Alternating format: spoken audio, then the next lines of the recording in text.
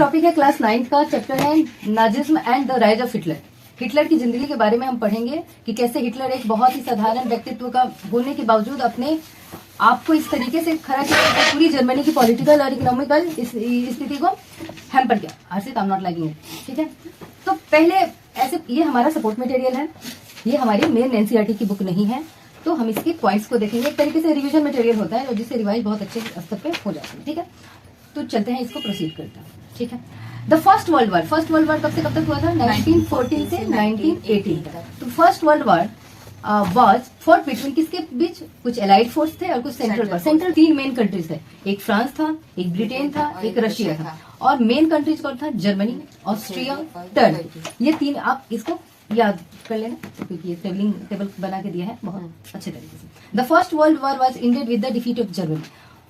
अब world war शुरू हुआ कब शुरू हुआ? 1914 में। और जर्मनी पे बहुत ही बुरी तरीके से पेनल्टी लगाई गई, बहुत सारे पैसे उससे लिए गए और ये कहा गया कि तुम ही हो जिसने पूरे युद्ध के सूत्रधार हो तुम। और ये कहते हुए उसको बुरी तरीके से उस पे क्या होता है, इम्पोजिशन ऑफ होता है ना कि ये दे दो, ये जगह दे दो, इतने पैसे दे दो। और 1918 में इस युद्ध को बोला गया कि अब खत्म करते हैं युद्ध, अब हम युद्ध को नहीं लड़ेंगे। तो आप याद रखेंगे कि जर्मनी को डिफीट करने के बाद 1918 में पहला वर्ल्ड वार जो 1914 में चला था 1914 में, वो 1918 में खत्म हो गया। अब कौन सा खत्म होता है तो पेपर पे कुछ तो लिखा जाएगा ना, ऐसे थोड़ी जाके आप मौखिक किसी से बोल दो कि हाँ जी खत्म हो गया युद्ध, अब हम नहीं करेंगे। नहीं, तो इसके लिए कुछ पेपर वर्क होता है। तो पेपर वर्क में था ट्रीटी होती है, युद्धों में क्या होता है? ट्रीटी होता है। और वो ट्रीटी किस नाम से जानी गई? वो ट्रीटी जानी गई ट्रीटी ऑफ क्या लिखा है? वर्सेलिस। ये कब हुई? 1919 में। आवाज थोड़ा कम कर लेते हैं। After the end of the first world war, पहले वर्ल्ड वार के बाद Germany had to sign a harsh and humiliating treaty at Versailles with the allied force. Germany को क्या कर गंदे तरीके से उसको ह्यूमिलेट किया गया और उस पर पेनल्टी लगाई गई और ट्रीटी की गई, ट्रीटी ऑफ वर्सेलिस। ठीक है, जो 1919 में हुई, मतलब 1 साल बाद हुई। 1918 में बोल दिया कि अब लड़ना नहीं है, लेकिन इस लड़ने नहीं है को आप पेपर पे कुछ फॉर्मलाइज करोगे ना, तो that was treaty of Versailles. After the end of the first world war Germany had to sign a harsh and humiliating, मतलब इसमें जर्मनी की बहुत सारी जमीनों को ले लिया गया। अब मान लो कि कोई आप ही का घर है, आपसे कोई युद्ध करे और बोले कि अब चलो युद्ध बंद करो, तू अपने घर दे दो, तू अपने पैसे दे दो, तो ये क्या होगा? आपके लिए हरास होगा, ह्यूमिलेटिंग होगा। Humiliating treaty at Versailles with allied force. किसके साथ किया गया? एलाइड फोर्स के साथ। एलाइड फोर्स कौन से थे? France, Britain, Russia. चलते हैं अब ट्रीटी ऑफ वर्साइल में देखो क्या क्या क्लॉज डाला गया था। क्लॉज मतलब ये चीजें आपको ट्रीटी ऑफ वर्साइल में माननी है।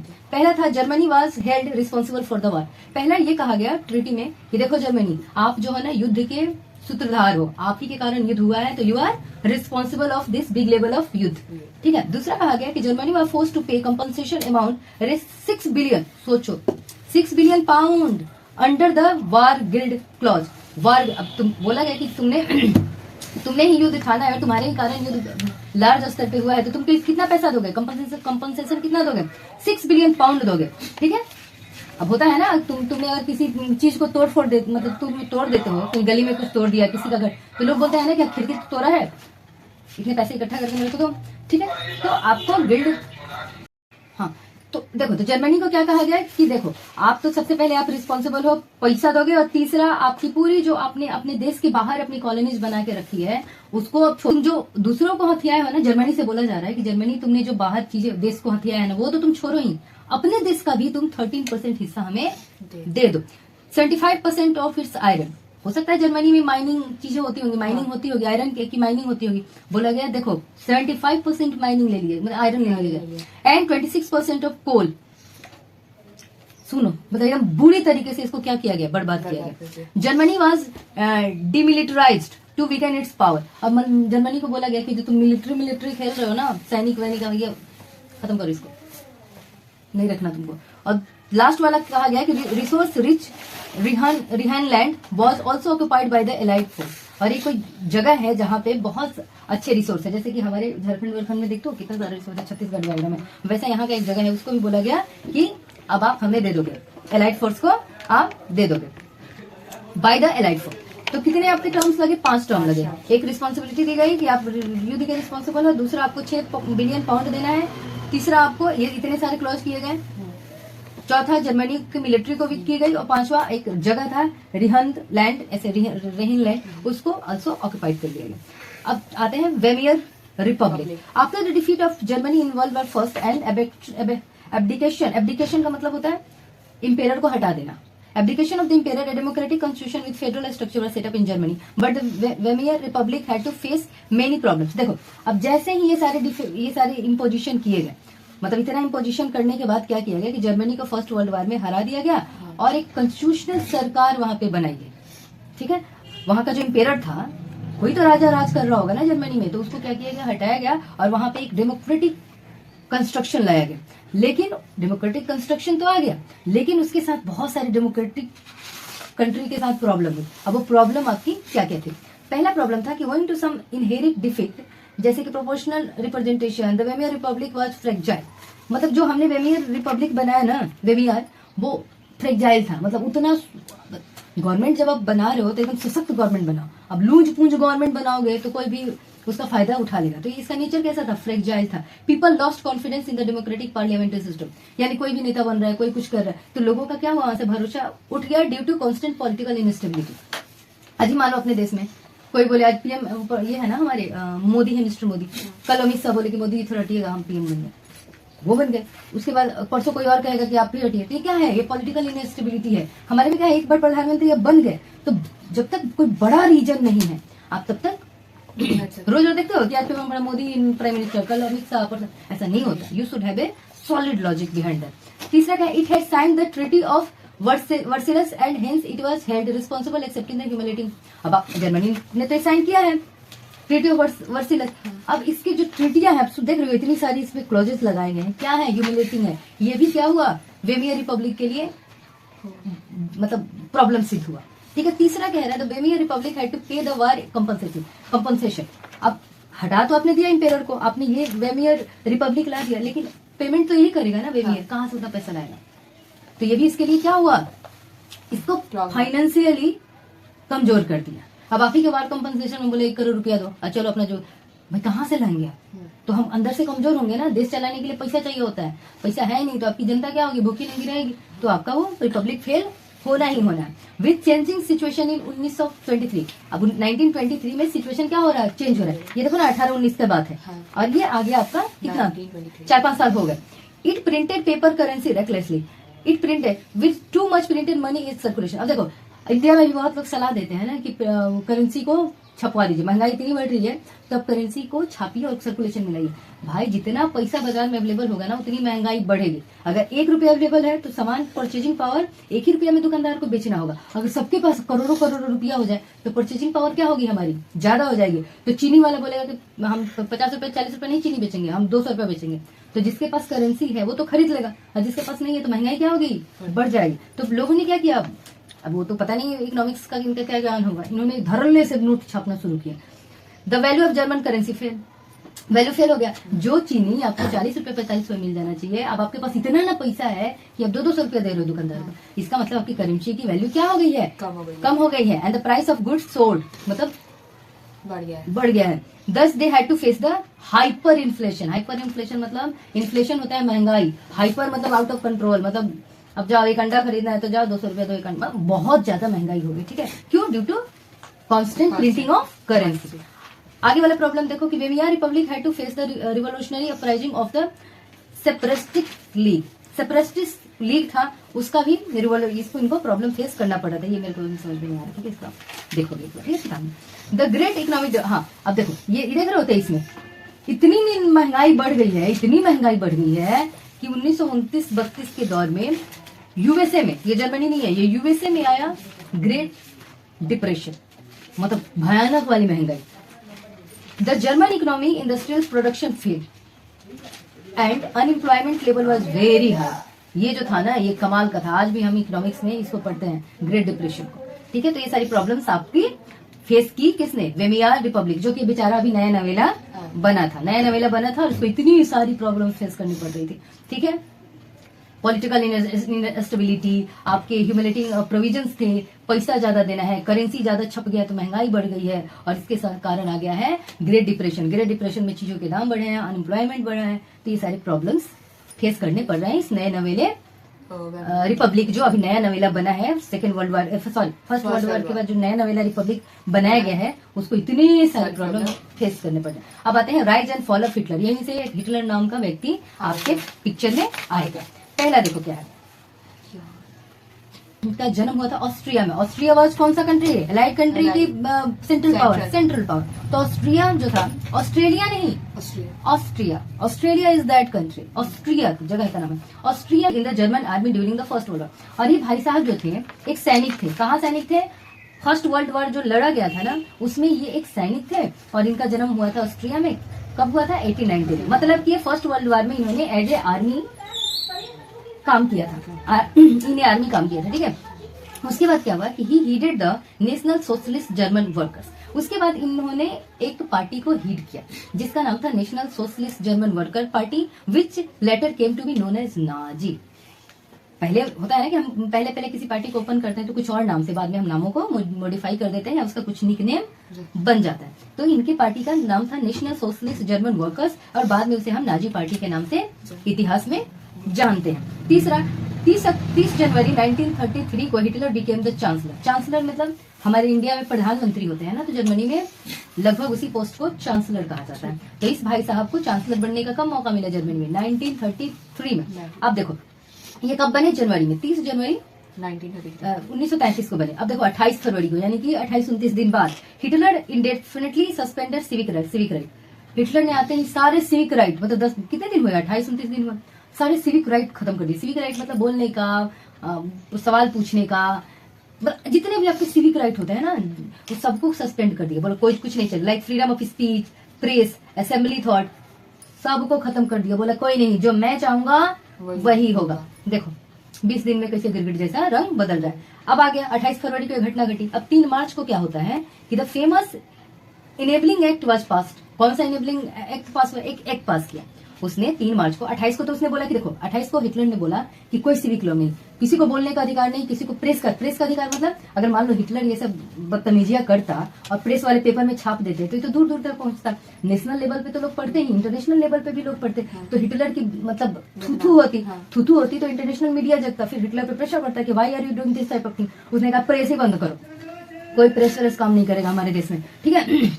तो उसने प्रेस व्रेस एवरीथिंग बंद करवा दी, किसी को बोलने का हक नहीं। हिटलर ऐसे थोड़े है जिंदाबाद मुर्दाबाद नहीं कर सकते, आपका ही मुर्दाबाद निकाल देगा सब। तो आपको ये क्या है, आपका एक्सप्रेशन स्पीच का फ्रीडम ही तो है कि आप बैठे बैठे बड़े बड़े नेताओं को बूढ़ा भला अच्छा कहते हो, ये सब खत्म। अब क्या हुआ कि कुछ ही दिन बाद जब मार्च 3 आया एक इनेबलिंग एक्ट पास हुआ। It gave Hitler all power to sideline parliament and rule by decree. Enabling act pass किया उसने 3 मार्च को। और इनेबलिंग एक्ट ये कहता है कि मैं पार्लियामेंट के किसी भी चीजों के अनुसार नहीं, आज तो पार्लियामेंट के अनुसार चलना पड़ेगा ना, कितने बजे आना, इतने बजे आना, ये बिल पास हुआ, ये एक्ट पास हुआ, रूल से चलते हैं ना सारे नेता मंत्री। बोले नहीं, ये सब हमारे से नहीं होगा। The dictatorship was established in Germany. और जब आप रूल के अनुसार नहीं चलोगे, ना पार्लियामेंट का बात मानोगे, ना रूल की बात अपने मर्जी से चलोगे, तो वहां पे डिक्टेटरशिप आता है। अब यहाँ है ना कि इतने बजे तुमको ट्यूशन आ जाना है, इतना बजे पढ़ लेना है, इतने बजे घर जाना है। अब आप ही बोलोगे मेरा मन में जब आऊं, या मैं बोलूं कि मेरा मन में जब पढ़ाऊं, तो क्या है? डिक्टेटरशिप है।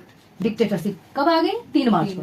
Pulled out of the league of nations in 1933।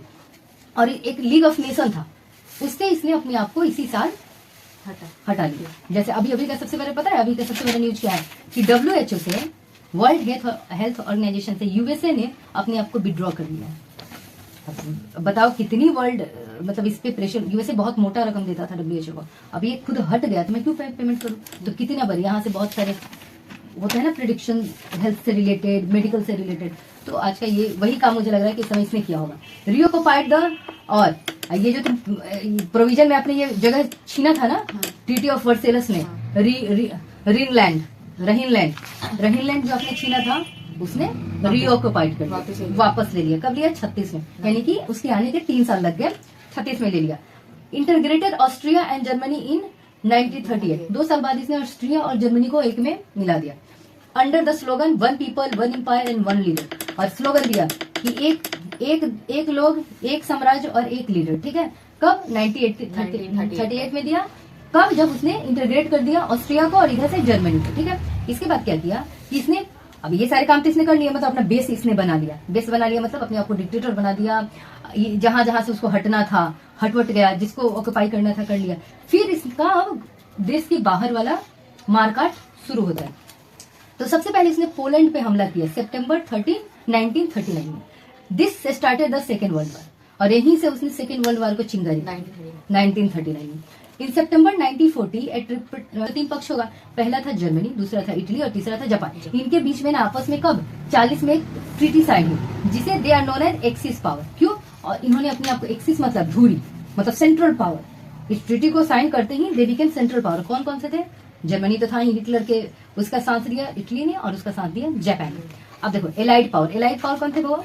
Allied power आपके थे फ्रांस, ब्रिटेन, रसिया। अब फ्रांस, ब्रिटेन, रसिया इंक्लूड यहाँ लिखा है Soviet union 86। He attack the Soviet union. अब ये एलाइड फोर्सों ने क्या किया? सोवियत रशिया पे, सॉरी इसने ये जो भाई साहब थे सेंट्रल पावर, इन्होंने किस पे अटैक कर दिया? सोवियत यूनियन पे। सोवियत यूनियन मतलब रसिया पहले ना बहुत बड़ा था, अब तो टूट टाट गया है ना, उसको पहले हम सोवियत यूनियन के नाम से जानते थे। तो हिटलर ने सोवियत यूनियन पे हमला कर दिया जून 1941 में। जर्मनी वर डिफीटेड इनमें। भाई तुम इतने बड़े बड़े पावर से उलझ रहे हो बेवकूफों की तरह, तो हारना तो तय है ना। चलो आपके देश में लोग आपसे डर के बात मान ले, छोटे छोटे जो कंट्री है वो आपकी बातें मान ले। तुम सोचो किससे लड़ने जा रहे हो? फ्रांस से लड़ रहे हो, ब्रिटेन से लड़ रहे हो, आप रसिया से लड़ रहे हो। रसिया तो खैर उस समय तो हटा दो। फ्रांस सोच रहे हो इसकी कॉलोनी कहाँ कहाँ नहीं थी। ब्रिटेन सोचो how powerful it was at that time. लेकिन ये क्या हुआ कि इसको जर्मनी को तो हारना ही था, तो ये थिथोलॉजी करते करते ये 45 में हार गया। हारने के बाद क्या हुआ? अगस्त, ये मई में हारा है ना, अगस्त 1945 में USA dropped atom bomb on Hiroshima and Nagasaki. देखो अब जैसे ही जर्मनी डिफीट हुआ बेटा, जर्मनी का दोस्त कौन था? जर्मनी का जो एक्सिस पावर, जो जर्मनी ने 3 लोगों के साथ संधि की थी, उसमें एक जर्मनी था, दूसरा इटली था, तीसरा जापान था। अब जैसे ही जर्मनी को हराया गया 45 में, अब तुमको अगर मैं हरा दूं तो तुम्हारे दोस्त को मैं छोड़ूंगी? उसको पटक पटक के मारेंगे। तो अब इसका दोस्त जापान थोड़ा ज्यादा उछल रहे थे, इन पे बम गिरा दिया गया। किसने गिरा? यूएसए ने बम गिरा दिया। 94 ड्रॉप बम ऑन हिरोशिमा, 2 जगह पे गिराया, एक हिरोशिमा नाम था और दूसरा नागासाकी। बम गिरा दिया। उसके बाद क्या हुआ? With the defeat of Japan. अब जापान भी पिक्चर से बाहर, जर्मनी तो पहले ही पिक्चर से बाहर, जापान भी पिक्चर से बाहर। With the defeat of Japan the second world war खत्म। The allied power won the war. और ये एलाइड पावर जो थे, एलाइड पावर मतलब फ्रांस, ब्रिटेन, रशिया, इन्होंने युद्ध को जीत लिया। ठीक है, अब आते हैं इसने एक सैनिक की से उसका जर्नी स्टार्ट हुआ। एक सैनिक की जर्नी को से स्टार्ट करते करते उसने पूरे ये मामूली बात नहीं है, ये बिल्कुल मामूली बात नहीं है, एक्स्ट्राऑर्डिनरी ब्रेन है इसका। लेकिन कुछ तो कमजोरी होगा ना कि देखो कहाँ से इसकी जर्नी शुरू हुई? 33 में और इसकी खत्म हो गई 45 में। तो कितने साल चला? 10-12 साल। नहीं मरा तो मतलब खत्म हो गया। आपकी एक होती है ना ग्लैमरस लाइफ, तो 33 से शुरू हुआ 45 तक गया। उसके बाद जो होना है वो सेकेंड वर्ल्ड वॉर 1945। हाँ, तो 45 में खत्म हुआ, तो सब हार गए तो खत्म ही हो गई ना आपकी जर्नी। तो कुछ तो कारण होगा ना कि आपकी कुछ मजबूरियां होंगी या कुछ कमजोरियां होंगी जिसके कारण आप लंबे समय तक नहीं चल पाए। 10-12 साल में आप आए और गए, दोनों काम आपका खत्म हो गया। तो कारण देखते हैं, reason for the rise of Hitler. सबसे पहले तो हम इसके राइज का कि कारण क्या था कि हिटलर इतना महान बन गया। कारण होगा ना जी। पहला कारण देखते हैं, वीकनेस ऑफ वेमियर रिपब्लिक। जो हमने 1918-19 में वेमियर रिपब्लिक बनाया था, वो बेचारा खुद ही इतना प्रॉब्लम झेल रहा था। उसका इनस्टेबल गवर्नमेंट था, हाइपर इन्फ्लेशन था, हमने इतनी सारी इन फोर्सों ने इतनी सारे पैसे कंपनसेशन में लिए थे। ये सारी चीजें पहले से ही वेमियर वाला बहुत कमजोर हो गया था। वेमियर पढ़ लेना, प्रोनाउंसिएशन पे ध्यान दे देना अपना। तो पहले से ही रिपब्लिक क्या था? Not so strong. ठीक है, दूसरा कारण था नाजी प्रोपेगेंडा। नाजी के प्रोपेगेंडा इतने मस्त थे, हम आपको ये कर देंगे वो कर देंगे, मतलब बढ़िया वाला, आम जनता के वक्त भरोसे में लाने वाला कि आप ये जो महंगाई से आप प्रॉब्लम में फंसे हो ना, उस महंगाई से हम आपको क्या करवाएंगे? मुक्त करवाएंगे। तो इन्होंने जो प्रोपेगेंडा चलाई ना, कमाल की प्रोपेगेंडा चलाई। तो यही मतलब ये भी राइज में, हिटलर के राइज में मदद करेगा ना जी, अगर हम अपने प्रोपेगेंडा को अच्छे से चलाएं कि हम आपको 31 दिन के महीने में 35 दिन पढ़ाएंगे, 36 घंटा पढ़। सुनने में तो बड़ा मजा आ रहा है, लेकिन क्या 31 दिन होता है? 32 दिन होगा? नहीं होगा। 36 घंटे होंगे? नहीं होंगे। यानी कि प्रोपेगेंडा इतना ब्यूटीफुली चला है ना कि लोग इसके भ्रम में आ जाता है। ये भी राइज करवाया हिटलर का। दूसरा अनएम्प्लॉयमेंट। पहले से ही लोगों को हाइपर इन्फ्लेशन के कारण बेचारे लोग अनएम्प्लॉयड हो गए। अगर मान लो कि मैं बेरोजगार हूँ और कोई मुझे रोजगार का सपना दे तो मेरे लिए भगवान हो जाएगा। कोई आके बोले कि भाई हम आपको रोजगार दे रहे हैं, तो वो जो कहेगा नतमस्तक हो जाएंगे। अनएम्प्लॉयमेंट भी एक कारण था जिसपे फोकस इसने सपने दिखाए कि कि हम आपको ये कर देंगे वो कर देंगे, ये भी एक रीजन था हिटलर के राइज का। दूसरा, harass and humiliating provision of the truth, और ये जो प्रोविजन डाला गया था 1920 में वर्साइल की ट्रीटी में, वो भी लोगों को कहीं ना कहीं से लूटा पिटा फील करता था। तो जब आप लूटे पिटे फील करोगे तो आप बदला लेना चाहोगे, और उस बदला लेने के लिए कोई लीडर आगे बढ़ेगा तो आप उस लीडर को क्या कर दोगे, सपोर्ट कर दोगे ना। तो ह्यूमिलेटिंग जो संधि हुई थी वह जर्मनी के लोग एकदम मतलब बौखलाए हुए थे, और तभी तक हिटलर आया, बोला कि बौखलाए हो, चलो चलते हैं। सब लोग बोले चलते हैं। तो ये भी उसके कारण था, मतलब राइट के कारण था। तीसरा था रिसेशन, 29-32 से रिसेशन आ गया था, सारे तरफ ना कोई इंडस्ट्रियल प्रोडक्शन था, अनएम्प्लॉयमेंट कमाल का था। अब ये भी एक बहुत बड़ा हिटलर के राइज का कारण बना। और लास्ट में फियर ऑफ, ये क्या है, कहना चाहिए था जो संधि में हरास और ह्यूमिलेटिंग संधि हुई थी, उसमें जो ट्रीटियां जो क्लॉजेस थे ह्यूमिलेटिंग, लोग उससे बौखलाए हुए थे, उनको कोई चाहिए था, और इसमें लीडरशिप कर दी हिटलर ने, ये भी कारण था। और जो ये आपके रिसेशन आया था 29 में, ये कारण था। अब नाजी वर्ल्ड व्यू, अब नाजी के कुछ अपने विचार होंगे, मेरे भी तो कुछ अपने विचार होंगे ना, कि किसी को मारना नहीं है, किसी को गाली नहीं देना है, किसी को सबसे प्यार से बात करना है। तो सबकी अपने अपने एक क्या होता है, पॉइंट ऑफ व्यू होता है। तो देखो नाजी का व्यू क्या था, रेसिकल सुप्रीमेसी। नाजी ये कहता था कि कौन रेसियल ये नहीं चलेगा, यानी कि हमारे इंडिया में क्या है, आप गोरे हो, काले हो, नाटे हो, मोटे हो, सबको हमारा संविधान बोलता है सब एक है। ये बोलता था नहीं, जो रेस सुपीरियर है, होते हैं पढ़े थे ना आपने एनसीईआरटी में कि आंखें ब्लू होनी चाहिए, सबको घींच के लाता था, घरों में जाके छापे पड़ते थे, और सुंदर सुंदर लोगों को, और जितने काले कलुटे लोगों सबको मार दिया। टॉप वेल जीव वर लोकेटेड ऑन द बटन, उसको वो बोलता था कि हम जो जर्मन है ना, हम आर्यन है, हम टॉप मोस्ट है, बाकी जीव जितने जीव है उसको मार दो, उड़ा दो।